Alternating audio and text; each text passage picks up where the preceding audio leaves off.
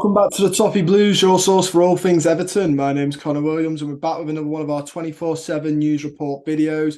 As always, we start with the headline news, and it's almost dual headline news this evening. The first one is that Everton are exploring a loan deal for Southampton winger Kamaldeen Sulemana. The Saints are open to a loan move. This came via Fraser Fletcher, who is a football and transfer correspondent for Footy Insider 24/7. We ran a poll saying, would you take Kamaldeen Sulemana at Everton? 1,986 of you voted. 79% said yeah, 15.9% said I don't know, and 5.1% said no.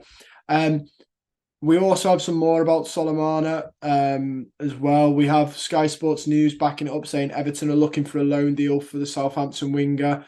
Everton are set to give up their hunt for Leeds United Wilfred Gnonto after being knocked back by Leeds.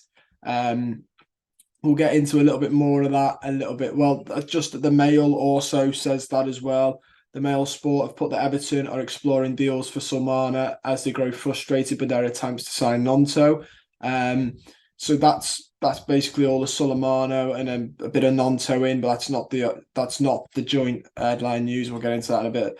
But on Sulemana, yeah, listen, we were after him before he went to Southampton. He's clearly gone to Southampton. That's not gone well for him.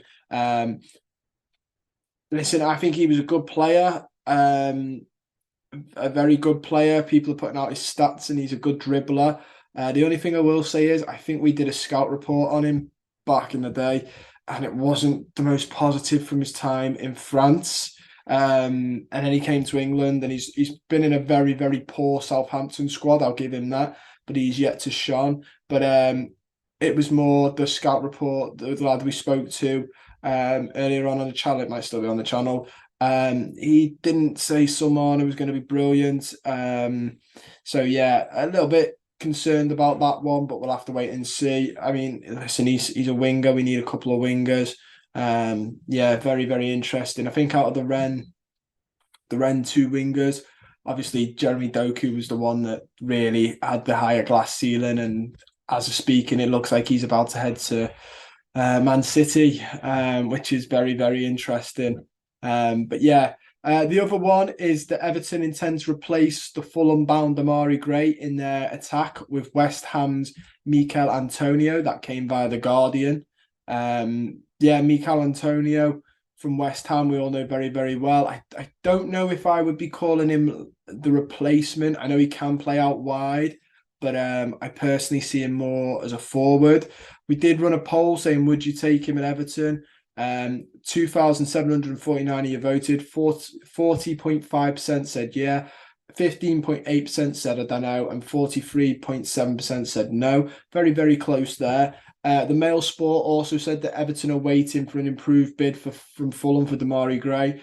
The winger also has interest with Palace and West Ham. Besiktas are also interested. However, Everton are thought to be looking to keep Gray for this season. So it looks like we're trying to keep him, but he wants to go.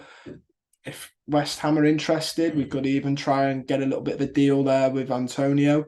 In terms of Antonio, I think he's listen, he could be a bit younger, if I'm being completely honest with you, for me, but he's a player that I think ends up as a good backup in this squad. Certainly a very good backup. The fact that he can play up front means he's versatile. He's a physical striker. I think there's a lot to like about him.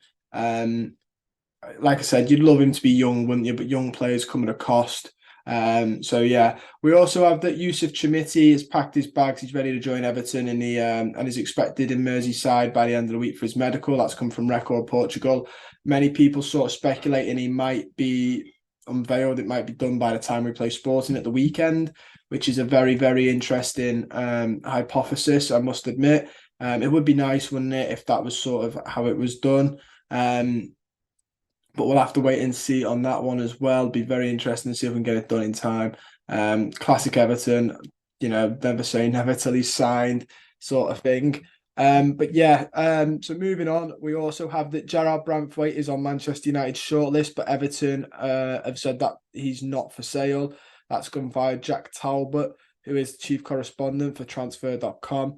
Good to see the club don't want to let him go. I really like Gerard Branthwaite. I think he's got a future here. Really, really think he's a good player, potentially. And I hope that he stays. I think he gets in this team. I don't see why we'd be loaning or selling him, especially to United.